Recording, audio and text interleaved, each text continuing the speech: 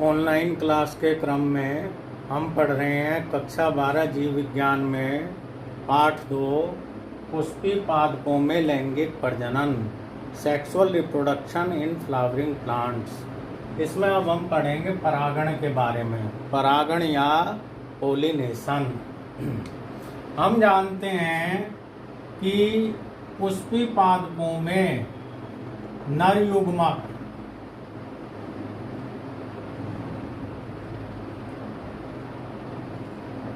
पराग कण के अंदर पाए जाते हैं।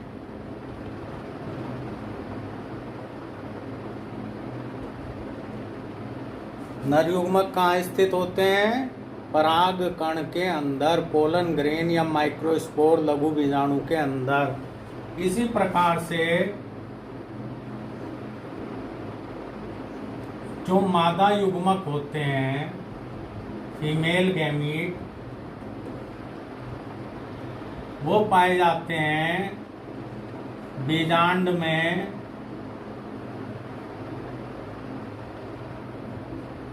भ्रूण कोश में।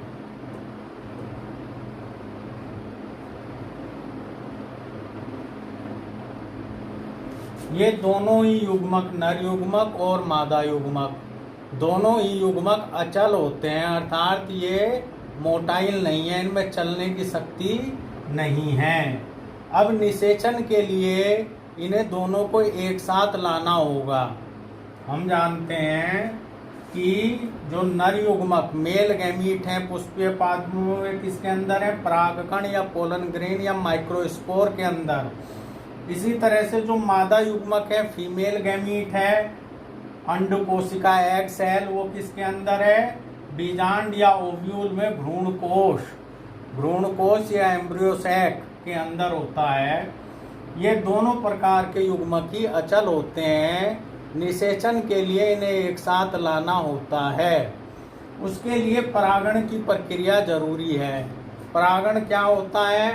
पराग कोश से पराग कणों का निकल करके वर्तिकाग्र तक पहुंचना परागण कहलाता है। जो ये है हमारे पुंकेसर, पुंकेसर में ये ऊपर का हिस्सा क्या है? पराग कोश, एंथर।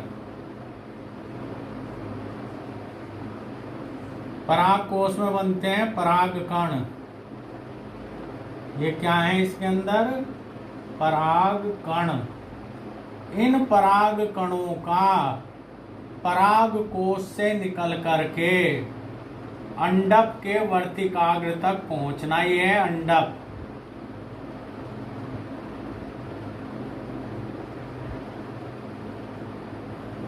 अंडक के वर्तिकाग्र तक पराग कणों का पहुंचना क्या कहलाता है?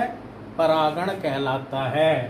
पराग कोश से पराग कणों का निकलकर अंडक के वर्तिकाग्र तक पहुंचना परागण या पोलिनेशन कहलाता है। परागण 3 प्रकार का होता है।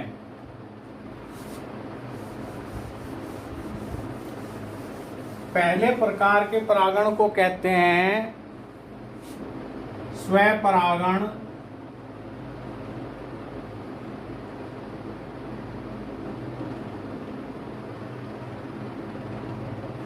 Self pollination.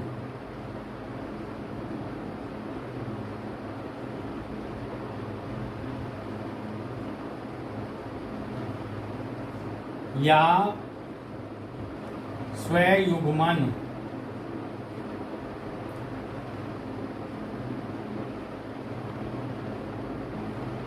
ऑटोगैमी।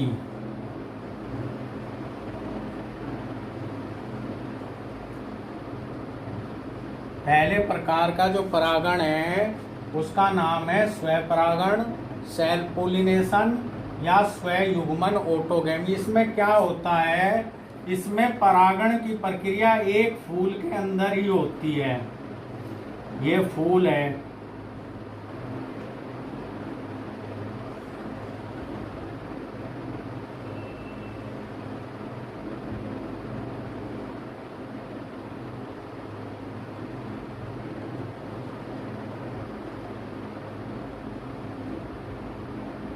इसी फूल के परागकोश से इसी फूल के वर्तिकाग्र पर पराग कणों का आना क्या कहलाता है? स्वपरागण या स्वयुग्मन। यानी कि इस प्रकार के परागण में केवल एक ही प्रकार का फूल होता है। इसी फूल के पुंकेसर के परागकोश से परागकण निकल करके इसी फूल के अंडक के वर्तिकाग्र पर चले जाते हैं। इसे कहते हैं स्वपरागण या स्वयुग्मन। जिस पुष्प में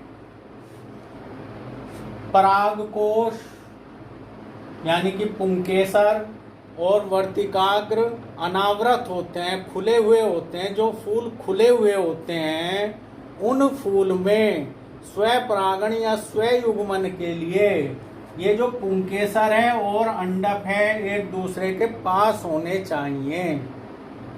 यानी कि जो फूल एक्सपोज्ड हैं, खुले हुए अनावृत हैं, उन फूलों में स्वपरागण के लिए पहली कंडीशन तो ये है कि जो ये परागकोश है और वर्तिकाग्र है ये एक दूसरे के समीप स्थित होने चाहिए। दूसरी कंडीशन क्या है? ये जो परागकोश है और जो वर्तिकाग्र है ये एक साथ परिपक्व होने चाहिए, जिसे कहते हैं समकालिकता या सहपक्वता, होमोगेमी।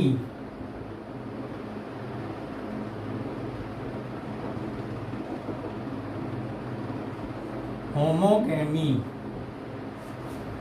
तो हमने पढ़ा स्वपरागण या स्वयुग्मन। स्वयुग्मन या स्वपरागण में क्या होता है? जो परागण की प्रक्रिया है वो एक ही पुष्प के अंदर संपन्न होती है।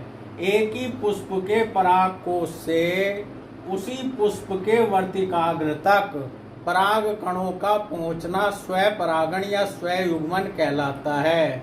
जब फूल एक्सपोज्ड, खुले हुए या अनावृत हों, तब स्वपरागण के लिए ये जरूरी है कि जो परागकोश है और वर्तिकाग्र है वो एक दूसरे के समीप होने चाहिए तथा एक साथ परिपक्व होने चाहिए। समकालिकता या सहपक्वता, होमोगेमी होनी चाहिए। अब कुछ पौधों में हम देखते हैं जैसे वायोला, इसका सामान्य नाम है पेंसी। ओक्जेलिस, कोमेलिना,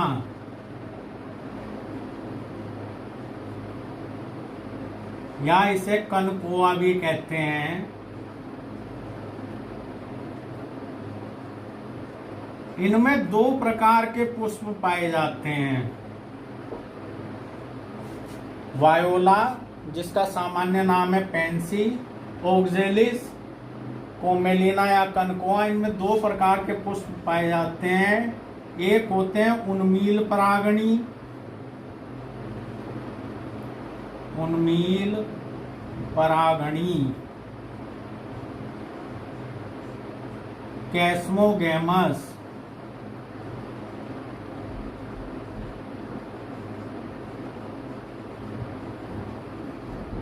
एक होते हैं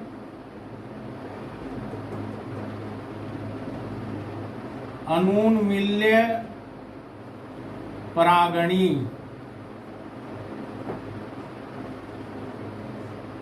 क्लिस्टोगेमस।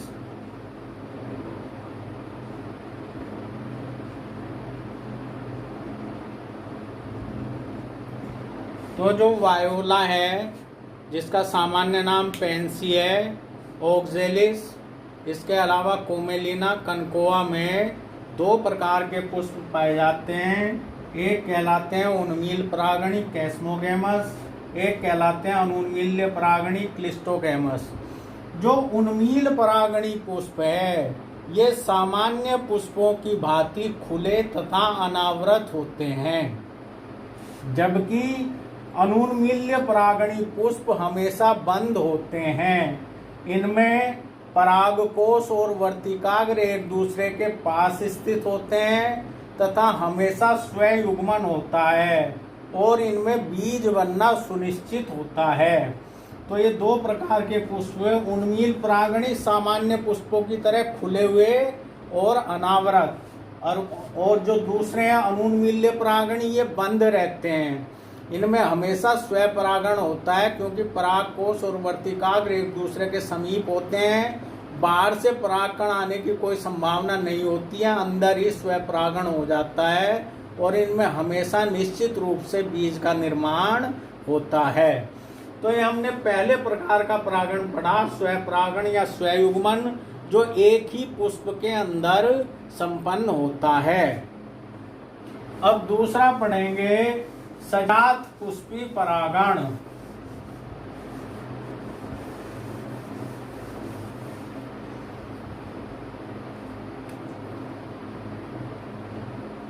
दूसरा है सजात पुष्पी परागण, गिटोनोगैमी।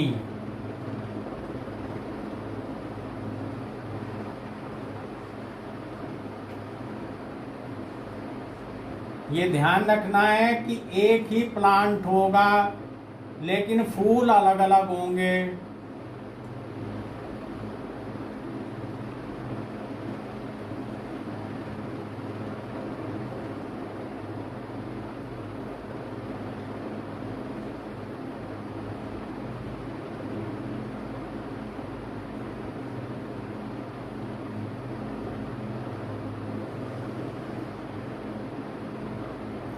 पहला फूल और दूसरा फूल।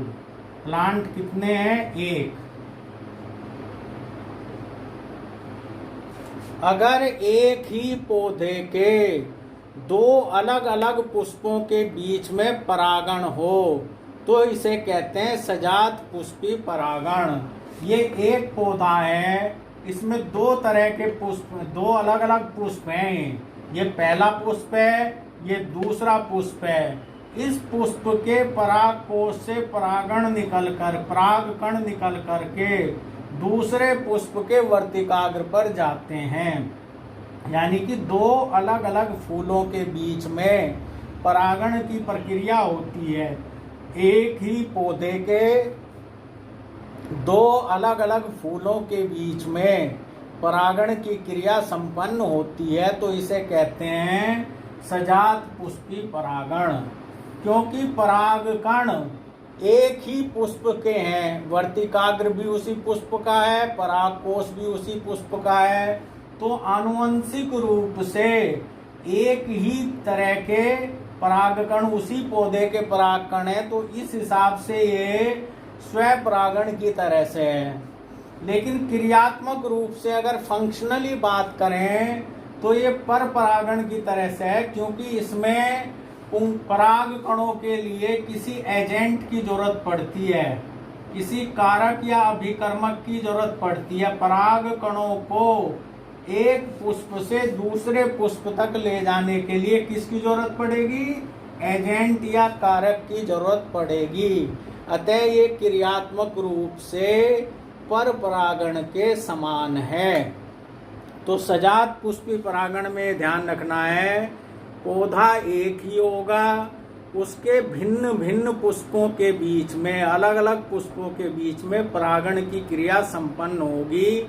उस परागण के लिए किसी कारक, कारक का मतलब हवा, पानी या जंतु की जरूरत होगी जो पराग कणों को एक पुष्प से दूसरे पुष्प में ले जाने का कार्य करेंगे। अतः इस हिसाब से क्रियात्मक रूप से यह पर परागण के समान है। लेकिन अगर हम आनुवंशिकता देखें, जेनेटिकली देखें, तो ये स्वपरागण के समान है, क्योंकि एक ही पौधा है, इसमें एक ही पौधे के अलग अलग पुष्पों के बीच में ये हो रहा है। तीसरा पढ़ेंगे अब हम पर परागण।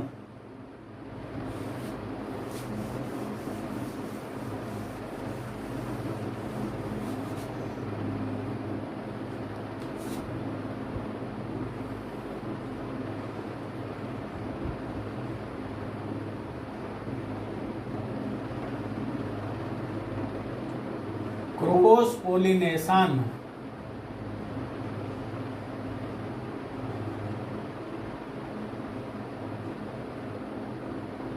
और जीनोगैमी।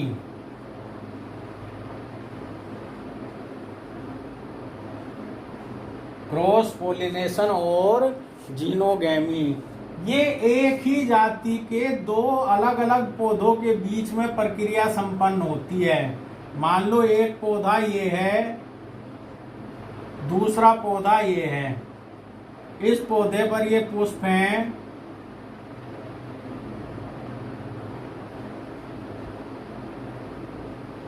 ये दूसरे पौधे पर पुष्प लगा हुआ है।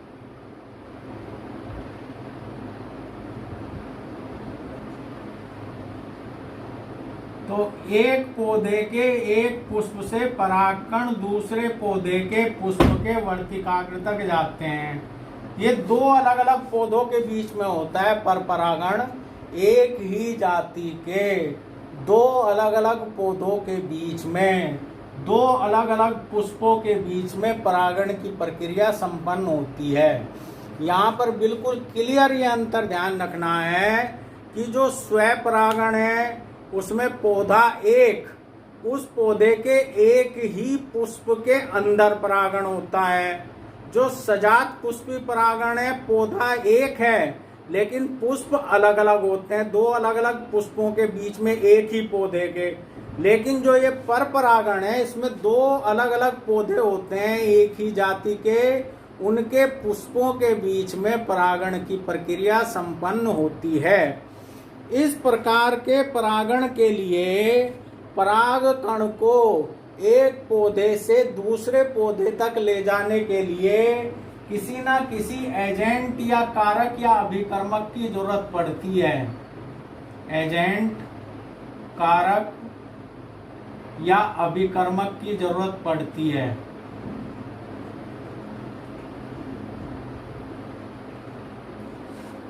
पराग कणों को एक पौधे से दूसरे पौधे में ले जाने के लिए किसी ना किसकी जरूरत पड़ेगी, कारक या अभिकर्मक की जरूरत पड़ेगी। इसमें जो दो पौधे भाग लेते हैं ये आनुवंशिकतः एक दूसरे से भिन्न होते हैं लेकिन होते एक ही जाति के हैं। अब बात करेंगे हम अभिकर्मक एजेंट या कारक की। जो कारक या अभिकर्मक पराग कणों को ढोते हैं वो दो प्रकार के होते हैं कारक। एक तो होते हैं अजीवीय कारक,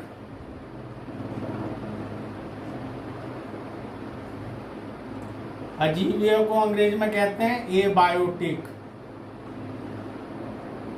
एक होते हैं जीवीय कारक, इन्हें अंग्रेजी में कहते हैं बायोटिक। अजीवीय कारकों में आते हैं हवा, पानी, एयर और वाटर आते हैं अजीवीय कारकों में। अजीवीय कारकों में पराग कणों का वर्तिकाग्र तक पहुंचना महज एक संयोग होता है, क्योंकि हवा के द्वारा या पानी के द्वारा जब पराग कण एक पौधे से चलते हैं हवा के झोंकों के द्वारा या पानी के द्वारा, तो जरूरी नहीं है कि उसी जाति के दूसरे पुष्प तक पहुंच ही जाए। महज एक संयोग की बात है, पहुंच भी सकते हैं नहीं भी पहुंच सकते हैं। तो इसमें क्या है, एक संयोग है। इसलिए जो पौधे होते हैं वो बहुत ज्यादा मात्रा में परागकण उत्पन्न करते हैं ताकि कुछ ना कुछ तो पहुंचेंगे ही। इसलिए ज्यादा मात्रा में ज्यादा संख्या में परागकण उत्पन्न किए जाते हैं। जो जीवीय कारक हैं उसमें आते हैं जंतु,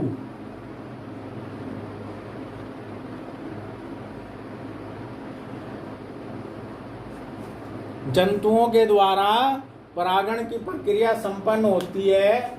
इसमें परागण की प्रक्रिया सुनिश्चित होती है क्योंकि जंतु निश्चित रूप से पराग कणों को एक पौधे के पुष्प से दूसरे पौधे के पुष्प में पहुंचाने का कार्य करते हैं। तो ये हमने पढ़े 3 प्रकार के परागण, परागण की परिभाषा और 3 प्रकार के परागण।